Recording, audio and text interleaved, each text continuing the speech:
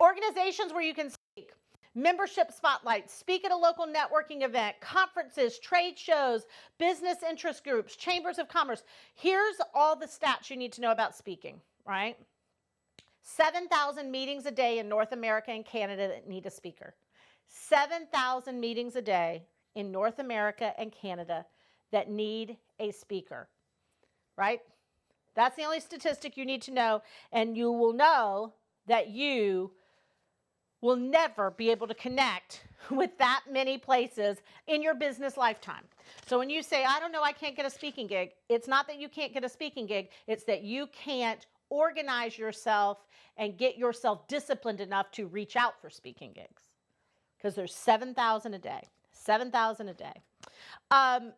Let's talk about, here the list goes on, right? Colleges and universities, private events. You can put on your own one-day event, right? Ken talked to you about that yesterday.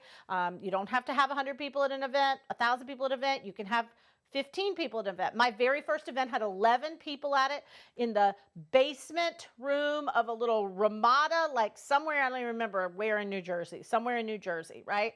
So lots of ways you can get in front of people and speak.